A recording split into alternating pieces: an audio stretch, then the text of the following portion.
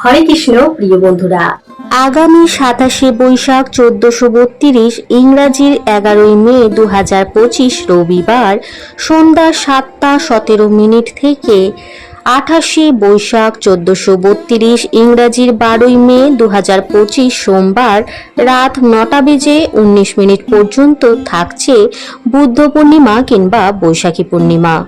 বৈশাখ মাসের একটি অন্যতম গুরুত্বপূর্ণ দিন বৈশাখী পূর্ণিমা কিংবা বুদ্ধ পূর্ণিমা। এই দিনে দেবতারা অভিশাপ মুক্ত হয়েছিলেন সমুদ্র মন্থনের পর। ভগবত পুরাণ অনুসারে শ্রী বিষ্ণুর নবমতম অবতার গৌতম বুদ্ধদেব এই দিনে জন্মগ্রহণ করেছিলেন। আবার এর পাশাপাশি তিনি এই দিনেই বোধিসত্ত্ব পরম জ্ঞান লাভ করেছিলেন ও মহাপুরী নির্মাণ করেছিলেন। সারা বছরের মধ্যে অন্যতম একটি শ্রেষ্ঠ দিন হিসাবে গণ্য করা হয় এই বুদ্ধ পূর্ণিমা কিংবা বৈশাখী পূর্ণিমার দিনটিকে।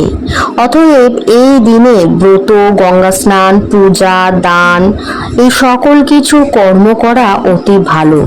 এই দিনে শুধুমাত্র শ্রী বিষ্ণু ও মা লক্ষ্মীকে সন্তুষ্ট করা হয় না, এর সঙ্গে সকল দেবতাগণও প্রসন্ন হন যদি আমরা এই দিন পুজো, ব্রত, গঙ্গা স্নান, দান সঠিক কর্ম করি। আর স্বয়ং যমরাজও বলেছেন এই দিনে যদি আমরা এই কর্মগুলো করতে পারি তাহলে আমাদের গৃহে কখনো মৃত্যু প্রবেশ করে না। অতএব এই দিনে এই অর্চনা, পুজো, পাঠ, উপবাস, তারপর দান, গঙ্গা স্নান করা অতীব শুভ ও ফলদায়ী। বৌদ্ধ পূর্ণিমা কিংবা বৈশাখী পূর্ণিমা, এই পূর্ণিমার মাহাত্ম্য কথা অনেকেরই জানা, আবার অনেকেরই অজানা।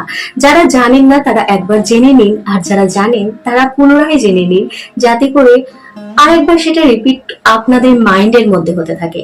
তো চলুন আজকে আমি বৌদ্ধ পূর্ণিমা কিংবা বৈশাখী পূর্ণিমার ব্রত মাহাত্ম্য কথা আপনাদের সঙ্গে শেয়ার করতে চলেছি। আপনারা পাঠ করতেও পারবেন, কারণ পুরোটা ভিডিও স্ক্রিনের মধ্যে নজর রাখবেন, আপনারা লিখিত রূপে সেটা পেয়ে যাবেন। তো চলুন শুরু করা যাক বৌদ্ধ পূর্ণিমা কিংবা বৈশাখী পূর্ণিমার ব্রত মাহাত্ম্য কথা। দাপর যুগে একদা মাতা যশোদা শ্রীকৃষ্ণকে জিজ্ঞাসা করলেন, হে কৃষ্ণ, তুমি সমগ্র জগতের সৃষ্টিকর্তা, রক্ষণাবেক্ষণকারী, বিনাশকারী। আজ আমাকে এমন একটি ব্রতের কথা বলো যা পালন করলে পৃথিবীর কোনো নারী বিধবা হওয়ার ভয় থাকে না, যা পালন করলে সন্তান সুখ লাভ করবে, যা পালন করলে মানুষের মনোকামনা পূর্ণ হবে। মাতা যশোদার প্রশ্ন শুনে ভগবান শ্রীকৃষ্ণ বললেন, হে মাতা, আপনি খুব সুন্দর একটি প্রশ্ন করেছেন। আমি আপনাকে এমন একটি ব্রতের কথাই বিস্তারিত বলবো। সত্যযুগে এই ব্রত সর্বপ্রথম শুরু করেন কটিকা নামে এক সমৃদ্ধশালী নগরের ব্রাহ্মণ ধনেশ্বর ও তার স্ত্রী রূপবতী। ঐশ্বর্য, ধনসম্পত্তির অভাব তাদের না থাকলেও তাদের সন্তান সুখ ছিল না, তারা ছিল নিঃসন্তান। সেই নগরে একবার এক বড় যোগী এলেন। সেই যোগী সকলের বাড়িতেই অন্ন গ্রহণ করলেন, কেবলমাত্র ধনেশ্বরের বাড়িতে অন্ন গ্রহণ করলেন না। এতে ধনেশ্বর অত্যন্ত দুঃখিত হয়ে সেই যোগীকে গিয়ে জিজ্ঞাসা করলেন, হে মহাপুরুষ, আপনি সমস্ত ঘরে গিয়ে অন্ন গ্রহণ করলেন, কিন্তু আপনি আমার ঘরে এলেন না, এর কারণ কি? উত্তরে যোগী বললেন, নিঃসন্তানদের গৃহে অন্ন গ্রহণ অধঃপতিদের অন্নের সমান। এই কথা শুনে ধনেশ্বর অত্যন্ত দুঃখ পেলেন এবং কাতর হয়ে হাত জোর করে যোগীর পায়ে পড়লেন এবং জিজ্ঞাসা করলেন, হে মহারাজ, যদি এমন হয় তবে আপনি আমাকে সন্তান লাভের উপায় বলুন। আপনি সর্বজ্ঞ, আমার প্রতি কৃপা করে দয়া করুন। উত্তরে যোগী বললেন, তুমি সর্বপ্রথম মা চণ্ডী তথা তার যে কোনো রূপের আরাধনা করো, তিনি তোমাকে পথ দেখাবেন। ব্রাহ্মণ এই কথা শুনে বাড়ি ফিরে এসে সবার প্রথমে স্ত্রীর সঙ্গে মা চণ্ডীর তথা মা কালীর আরাধনা করলেন। সেই দিনেই মা কালী তাকে স্বপ্নাদেশ দিলেন। মা কালী বললেন, পূর্ণিমাতে তোরা যদি ব্রত রাখিস এবং ভগবানের উদ্দেশ্যে যদি প্রদীপ প্রজ্বলন করিস তাহলে তোদের মনের কামনা পূরণ হবে।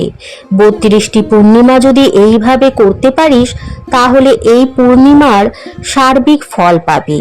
আর হ্যাঁ, সকালে ঘুম থেকে ওঠার পর সবার প্রথমে যে আম বৃক্ষটা দেখতে পাবি, সেই আম বৃক্ষ থেকে একটি ফল পেড়ে ভগবান শঙ্করকে স্মরণ করে তোর স্ত্রীকে খাওয়াবি।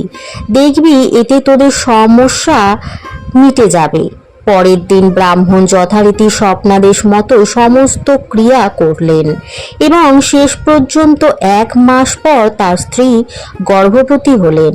বছর ঘুরতে না ঘুরতেই তাদের একটি ফুটফুটে সুন্দর পুত্র সন্তান হলো, যার নাম তারা রাখলেন দেবীদাস।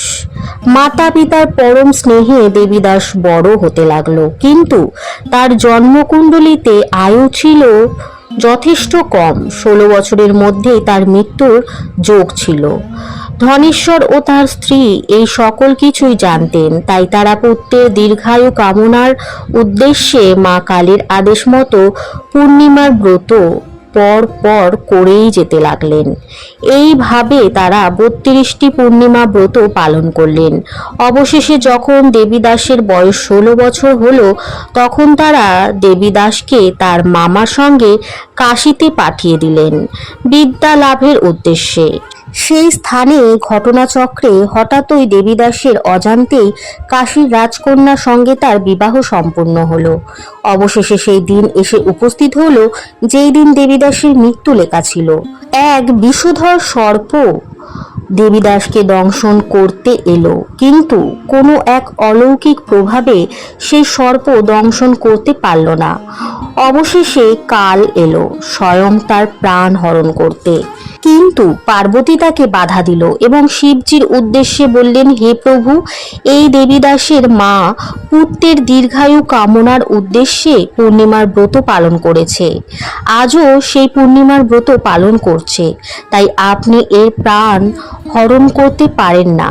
কৃপা করে এই সন্তানের প্রাণ আপনি ফিরিয়ে দিন। শিবজি দেবী পার্বতীর কথায় প্রসন্ন হয়ে দেবীদাসীর প্রাণ ফিরিয়ে দিলেন এবং দীর্ঘায়ু হবার বরদান করলেন। অবশেষে দেবীদাস তার পত্নী সহ বিপুল ঐশ্বর্য নিয়ে পিতামাতার কাছে ফিরে গেলেন। মাতার মুখ থেকে পূর্ণিমার ব্রতের কথা শুনে দেবীদাস ও তার স্ত্রী তারাও পরম ভক্তি সহকারে এই ব্রত পালন করতে শুরু করলেন। এইভাবে এই ব্রতের মাহাত্ম্যের কথা চারিদিকে ছড়িয়ে পড়ল। এই পূর্ণিমার ব্রত যিনি পালন করেন তার গৃহে কখনোই ধনের অভাব হয় না। অকাল মৃত্যু সেই গৃহে কখনোই প্রবেশ করে না। পরিবার ও সন্তান সুখ প্রদান করে এই ব্রত। সকল মনের ইচ্ছা পূরণ করে এই বুদ্ধ পূর্ণিমার ব্রত। তো এই পূর্ণিমার মাহাত্ম্য কথা আপনাদের কেমন লাগলো? যদি ভালো লাগে শেয়ার করতে ভুলবেন না, পাশে থাকার জন্য সাবস্ক্রাইব করতে ভুলবেন না। আসছি নতুন কোনো ভিডিও নিয়ে, ততক্ষণের জন্য ভালো থাকুন, সুস্থ থাকুন, সুরক্ষিত থাকুন, ভালোবেসে বলতে থাকুন হরে কৃষ্ণ, রাধে রাধে।